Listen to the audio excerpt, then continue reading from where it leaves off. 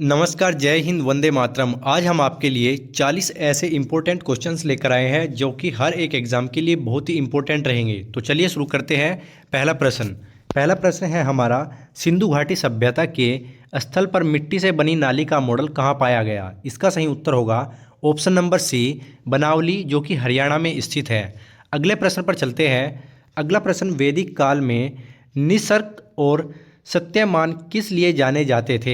इसका सही उत्तर होगा ऑप्शन नंबर सी, मुद्राएं। अगले प्रश्न पर चलते हैं। अभिलेखों में किस शासकों को प्रियदर्शी और देवनाम प्रिय के रूप में उल्लेखित किया गया है? इसका सही उत्तर होगा ऑप्शन नंबर बी, अशोक। अगला प्रश्न है, गुप्त शासकों द्वारा जारी किए गए चांदी के सिक्कों को क्या कहा जाता था?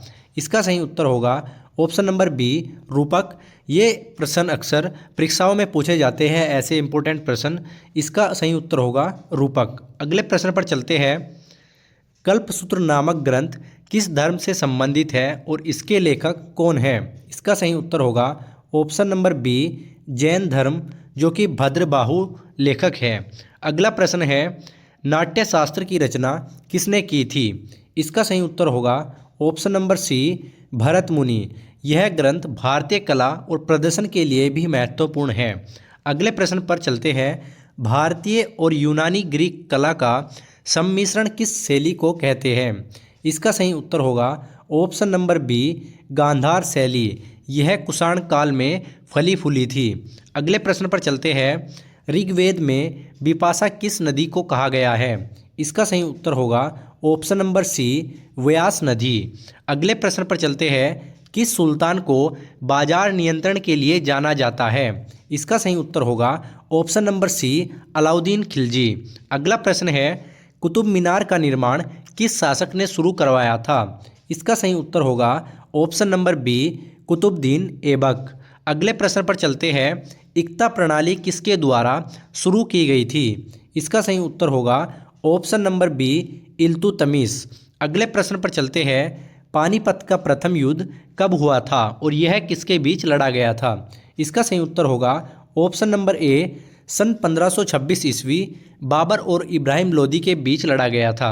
अगला प्रश्न है, अकबरनामा और आईने अकबरी के लेखक कौन है? इसका सही उत्तर होगा ऑप्शन नंबर सी, अबुल फजल। अगला प्रश्न है, सिक्कों पर कलमा अंकित करने पर किसने रोक लगाई थी? इसका सही उत्तर होगा ऑप्शन नंबर डी, औरंगजेब। अगला प्रश्न है, तालीकोटा का युद्ध कब हुआ था? इसका सही उत्तर होगा ऑप्शन नंबर बी, 1565 ईस्वी। अगला प्रश्न है, अष्टदिग्गज किस शासक के दरबार की शोभा बढ़ाते थे?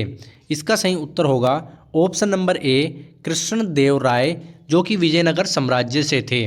अगला प्रश्न है, शिवाजी के प्रशासन में अष्टप्रधान में सुमन दबीर का क्या कार्य था? इसका सही उत्तर होगा ऑप्शन नंबर सी, यह विदेश मामले देखता था। सामान्य प्रशासन के लिए पेशवा होते थे। अगला प्रश्न है, भारत के प्रथम प्रधानमंत्री कौन थे? इसका सही उत्तर होगा option number C, Jawaharlal Nehru. अगला प्रश्न है, जलियांवाला बाग हत्याकांड 1919 के समय भारत के वायसराय कौन थे? इसका सही उत्तर होगा option number C, Lord Chelmsford. और आप मुझे कमेंट बॉक्स में ये बताइएगा कि जलियांवाला बाग हत्याकांड हुआ था, यह किस राज्य और किस जिले में स्थित था। अगला प्रश्न है, आधुनिक भारत के जनक के रूप में किसे जाना जाता है? इसका सही उत्तर होगा ऑप्शन नंबर बी, राजा राम मोहन राय। अगला प्रश्न है, भारत का संविधान कब अपनाया गया था? इसका सही उत्तर होगा 26 नवंबर 1949 को भारत का संविधान अपनाया गया था। अगला प्रश्न है, 1930 में महात्मा गांधी द्वारा शुरू किया गया दांडी मार्च किस ब्रिटिश नीति के विरोध में था? इसका सही उत्तर होगा ऑप्शन नंबर सी, नमक कानून, जो कि नमक कानून पर ब्रिटिश एकाधिकार था।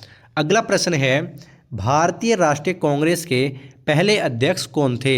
इसका सही उत्तर होगा WC बनर्जी, जिसे हम पूरे नाम से बोलते थे व्योमकेश बनर्जी। अगला प्रश्न है, प्रथम विश्व युद्ध कब हुआ था? इसका सही उत्तर होगा ऑप्शन नंबर बी, साल 1914, 28 जुलाई 1914 को शुरू हुआ था।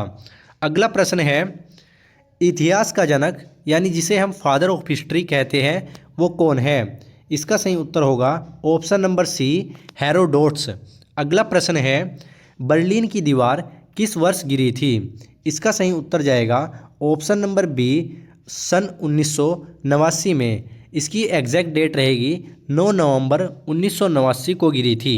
अगला प्रश्न है, संयुक्त राष्ट्र जिसे हम यूएन भी बोलते हैं, जिसे हम यूनाइटेड नेशन कहते हैं, की स्थापना किस वर्ष हुई थी?